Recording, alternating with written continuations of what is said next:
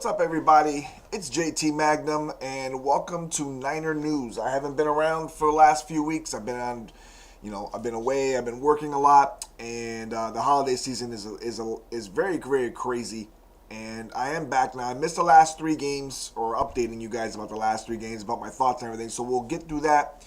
Then we'll talk about the playoff game coming up against Green Bay, and I'll talk about some other things that I'm a little bit concerned about. So first off, not much to say about the Tampa Bay game. The Niners whooped them pretty good.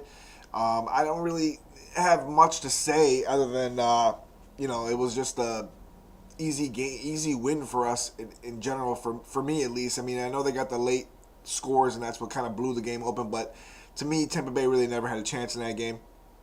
Now Atlanta, it disturbed me a little bit because it started with the Tampa Bay game at the end when Glennon was kind of taking over, and then all of a sudden Atlanta was passing for a lot of yards, and Navarro Bowman made that huge play at the end, and a lot of people were saying that Tremaine Brock pass interference. It was a pass interference call. It was not. I mean, he met the guy at the same time to the ball, put his hand out. It was legal.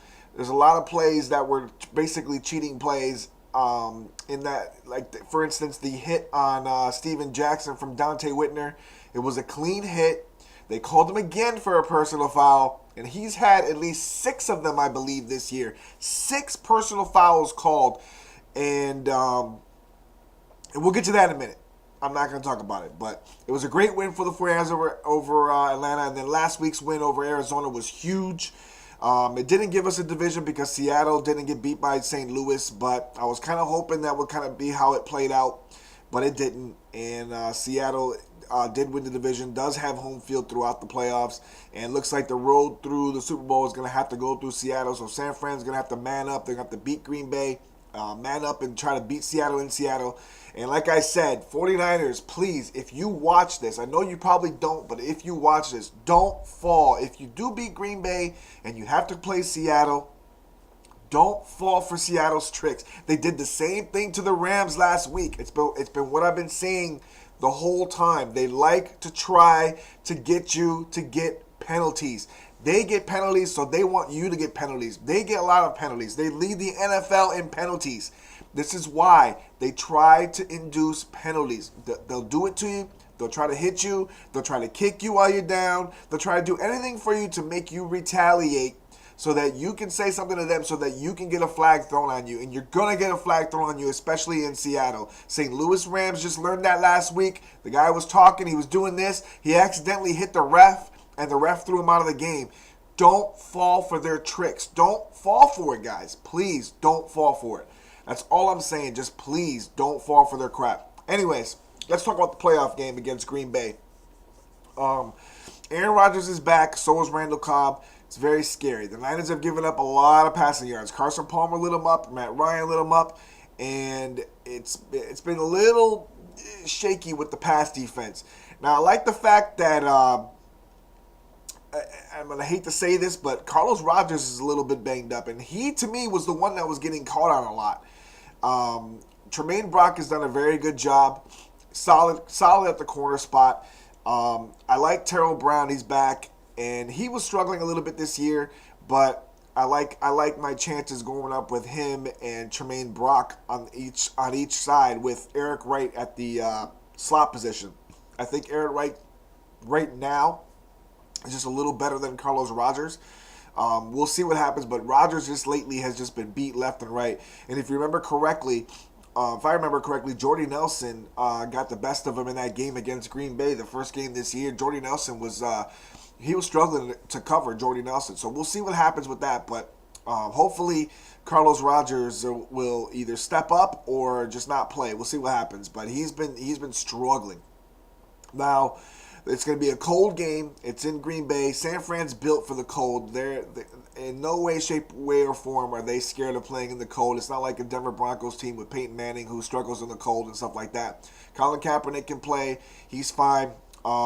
These guys are built tough. The 49ers are built to run. They're not worried about cold weather or anything like that. I think some of them actually like the cold. So The defense is going to have a great game, I believe, on Sunday. And San Fran actually, I think, is going to win by double digits. We'll see what happens, but I don't think Green Bay can stop the passing game with Michael Crabtree and Bolden and Vernon Davis. I see this as kind of a mismatch for the defense, especially without Clay Matthews. So we'll see what happens. But when you do have Aaron Rodgers, you have a chance. And Green Bay, I mean, like I said, San Fran's been struggling against the pass. So if Green Bay decides to pass a lot, we'll see what happens with that. But I just think San Fran's going to win by double digits. But moving on, real quick, refs. The Ahmad Brooks appeal was won. For the Drew Brees tackle. So apparently the NFL is saying, hey, it was a mistake. You obviously tackled him the correct way. It was a good play, and San Fran basically lost home field advantage. If you take that sack into account, San Fran would have been in field position, would have probably either kicked a field goal or scored a touchdown maybe, or we just ran out the clock. And New Orleans would have lost. And it pisses me off because it's been like 7 or 8 times where the 49ers have been flagged for something that they want an appeal for. 6 for Dante Whitner, like I was just saying. He does a good hit, but these hits and these calls, they alter the course of a game. And the NFL refs, they need to look at these games against San Fran and use those games and use those tapes or those recordings as a way to judge what they should do next year, because these refs need replay for the refs. I'm going to say it. I'm going to say it again. They need replay for the refs. Replay a ref who makes a bad call, because that game against New Orleans cost San Fran home field advantage. Now Seattle has it, and the Niners could have been 13-3, and it just pisses me off. It literally pisses me off that later on they say, oh yeah, we made a mistake, as if nothing happened. Oh, we're just going to brush it along. Well, you don't realize you just altered the course of a season. Like, you just messed up a team's season. You might have messed up a team's Super Bowl chances. You might have messed up something else that's going on. And that goes for every team. I mean, I know I'm talking about the Niners right now, but it goes for other games. I've seen other games where there was great hits, but there were penalty flags on them. You might have messed up a team's playoff chances. They already ruined Pittsburgh's playoff chance. I really don't like the Steelers, but I don't really care, because the Steelers apparently should have been able to either make the playoffs, because Kansas City would have had another chance at a kick. And they look at it later like, oh yeah, we made a mistake, sorry. It's like, no, you don't just apologize. You got to do something about it. Create a rule that does something that they can judge the refs. Because these refs are just screwing up left and right, and it is not right. It is not right by any means necessary. Not right at all. And it's just frustrating to see this stuff going on, and the hits that these players are taking. I mean, you can't even hit a wide receiver over the middle anymore. If the guy's going to catch the ball, you can't touch him. If you touch him, it's just a flag no matter what. It's ridiculous. It's not football anymore. It has become just something stupid. And I know you're trying to protect the players, but you're not really. They're going to get hit in the legs, and they're going to ruin their careers that way. And the NFL is so-called making a statement saying, oh, there's less ACL injuries. Bullcrap. There's MCL, PCL, ACL injuries constantly. Every week you see them. I've never seen so many reports of knee injuries in my life, or leg breaks, or things like that. It's all from the low hits, because these players can't hit high anymore. And the NFL just doesn't want to acknowledge it. They just wash it. They just throw it under the bridge. It's like they don't even care. So I don't know what's going to happen in the future, but to me as a fan, I think it's bullcrap, and I think that we should boycott things from the NFL. Like, I don't know, I wouldn't boycott games like tickets or anything, because that affects the owners, but I would boycott things in the NFL, like from buying their merchandise. Anything NFL related that NFL.com sells, or anything that has to do with straight NFL, I wouldn't buy it, I wouldn't touch it, I wouldn't even look at it. That way, kill them where it hurts, in their pockets, so then to let them get a message that says, we're serious, we want our sport back, and we know how good it was. Either that or get rid of Goodell. I mean, I would get rid of him.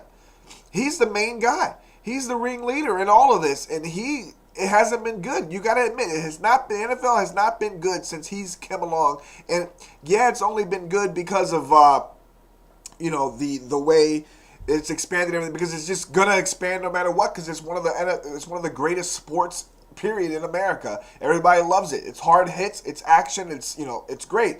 But when you start taking that stuff away from what people started liking it for in the first place, it's just gonna suck. And that's what's going on right now. You got refs that suck. Refs can't even ref their games because they don't even know really what the rules are. And so they're just throwing flags based on judgment calls, which is another thing. You can't give a ref a judgment call. Refs should not be allowed judgment calls because you can't quickly judge things that you see. They should, if you're going to have a judgment call, then you need to have something that replays their judgment call, because you got to get it right. Judgment calls are just, it's the worst thing possible. Even the word judgment is just is just bad.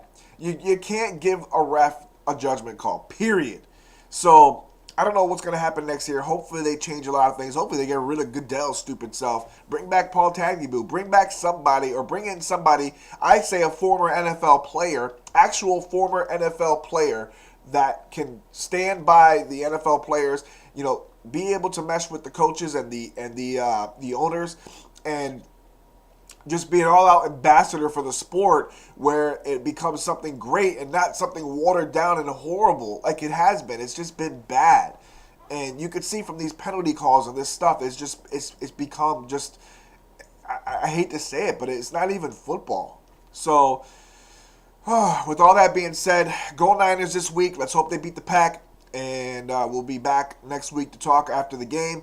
Hopefully it's a win. All right? Peace out. JT Magnum signing out. Peace.